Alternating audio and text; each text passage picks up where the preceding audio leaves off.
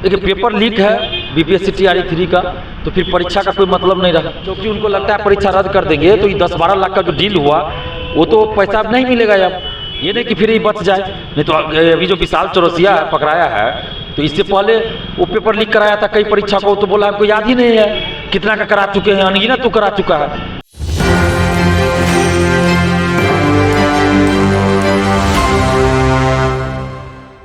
नमस्कार, मैं नंदन, आप देख रहे हैं कि न्यूज़ 20 और बीपीएससी पेपर लीक का मामला तो आपको याद ही होगा। जी आपको बताते हैं, शर्मिंदगी की अगर बात करें, पेपर लीक की अगर बात करें तो बिहार में नया नहीं था कि पेपर लीक हुआ था। लगातार बिहार में पेपर लीक के मामले सामने आते रहते हैं। छात्र नेता स्टूडेंट लीडर दिलीप कुमार जी हमारे साथ मौजूद है, आप देख सकते हैं। सबसे पहले आपको बैनर पर लिखा हुआ जो है बीपीएससी टीआरई 3 परीक्षा रद्द करने की मांग को लेकर महाआंदोलन, दिनांक, समय, जगह सब कुछ लिखा हुआ है। जी हम सबसे पहले बात करेंगे पेपर लीक को लेकर। पहले भी आपसे हमारी बातचीत हुई थी, क्या कहेंगे? अभी आप उसी संदर्भ में खड़े हैं या फिर रद्द करवाने को लेकर साफ पता चल ही रहा है, क्या बात है? देखिए पेपर लीक है बीपीएससी टीआरई 3 का, तो फिर परीक्षा का कोई मतलब नहीं रहा। और आर्थिक अपराध इकाई ने तो जांच किया है और उन्होंने जो रिपोर्ट दिया, अभी तो और जांच चल ही रही है, लेकिन जो अभी तक रिपोर्ट दिया उसमें तो स्पष्ट है कि पेपर लीक था। पूरा सबूत भी उन्होंने प्रस्तुत किया है, एफआईआर में भी सब कुछ दिया हुआ है, पेन ड्राइव में क्वेश्चन है, जो सारा चीज़ डिटेल दिया हुआ है। और बीपीएससी नहीं मान रही है, मनमानी कर रही है। हम लोग भी दिखा रहे हैं, बहुत सारा मोबाइल में भी आया हुआ है, तो वो भी हम लोग दिखा रहे हैं। सुबह 6 या 7 बजे, 8 बजे, 10 बजे, 12 बजे, 1 बजे, 1:30 बजे सब आया हुआ है। बीपीएससी को भी ईमेल किया गया 1:30 बजे का, सीएमओ को भी ईमेल किया गया 1:30 बजे का, और सुबह में भी आया हुआ है 6 बजे। और वही क्वेश्चन, वही आंसर मैच भी किया है, आंसर जो आया है वही मैच भी किया हुआ। तो बीपीएससी परीक्षा रद्द नहीं कर रही, क्यों? क्योंकि उनको लगता है परीक्षा रद्द कर देंगे तो ये 10-12 लाख का जो डील हुआ वो तो पैसा अब नहीं मिलेगा। अब चलिए एक बात करते हैं, लगातार पेपर लीक का मामला नया नहीं है, इसके पहले भी हजारों बार पेपर लीक हो चुके हैं। इसके पीछे कहीं ना कहीं गैंग तो है, सीधे पता चलता है, क्योंकि गिरफ्तारी भी होती है। लेकिन कभी भी इस चीज़ को, इस टॉपिक को उठाकर सामने नहीं रखा जाता है नेताओं द्वारा कि चलो पेपर लीक होता है, इस पर कोई संज्ञान लिया जाए। देखिए बहुत बड़ा गैंग इसमें है, बड़ा नेता, IAS IPS अधिकारी, कोचिंग संचालक, शिक्षक, ये सब शामिल है। और यही वजह है कि देखिएगा बड़ी मछलियाँ जो है हर बार बच निकलती है। ये लोग इतना कर लेते हैं ना, सबूत मिटा लेते हैं, पैरवी पैगाम करा लेते हैं, तो बच जाते हैं। और अभी भी देखिए आप कि कुछ कोचिंग संचालकों का भी इसमें आ रहा है कि है मुसल्लापुर, किसान कोल्ड स्टोर, ये सब का एरिया का आ रहा है, बड़ा इसमें है नाम। लेकिन अब इस पर कार्रवाई भी होनी चाहिए, ये नहीं कि फिर ये बच जाए। नहीं तो अभी जो विशाल चौरसिया पकड़ाया है तो इससे पहले वो पेपर लीक कराया था कई परीक्षा को, तो बोला हमको याद ही नहीं है कितना का करा चुके हैं, अनगिनत तो करा चुका है। और वो मुसल्लापुर हाट में किसान कोल्ड स्टोर में कोचिंग में जाता था, किसी कोचिंग में, तो कौन कोचिंग है भाई, कौन शिक्षक से उसका क्या था, जांच होनी चाहिए। और जो अभ्यर्थी पकड़े गए हैं वो किस कोचिंग के हैं, उसकी भी जांच हो कि क्या शिक्षकों की भी, कोई कोचिंग संचालकों की भी उसमें कोई भूमिका है क्या, इसकी जांच होनी चाहिए कि कहीं कोचिंग वाला तो नहीं स्टूडेंट प्रोवाइड करता है। एक ही कोचिंग से बार का मामला सामने भी आता है।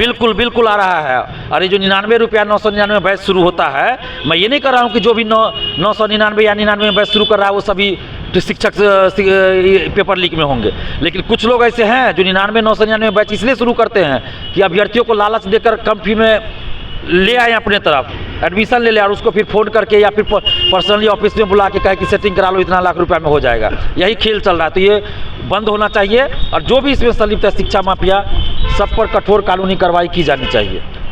देख सकते हैं यहाँ पर, मैंने सोचा था सब कुछ ठीक हो गया, बाहर देखा तो पेपर लीक हो गया। कहने का अर्थ स्पष्ट है कि बहुत शर्मिंदगी की बात है कि यहाँ पर स्टूडेंट्स, बिहार के स्टूडेंट्स लेकर खड़े रहते हैं कि मैंने सोचा था सब कुछ ठीक हो गया, बाहर देखा तो पेपर लीक हो गया। पेपर लीक का मामला नया तो है नहीं, क्या करेंगे? क्या आपके बोर्ड लेने खड़े होने से सब कुछ ठीक हो जाएगा? बड़े नेता मंत्री आकर बयान देते हैं पेपर लीक पर, लेकिन बाद में चुप्पी साध लेते हैं।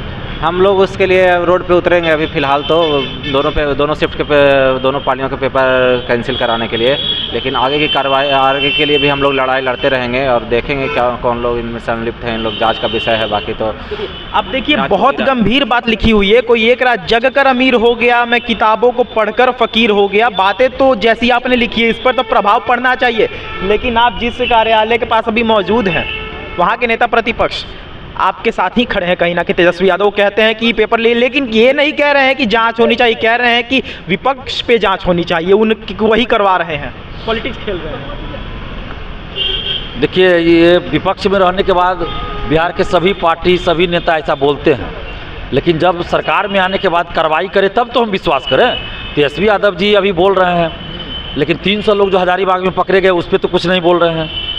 उस पर भी बोलना चाहिए कह रहे हैं कि उनको। बड़े नेताओं का नाम आ रहा है, शिक्षा कोचिंग संचालकों का आ रहा है, उस पर भी बोलना चाहिए।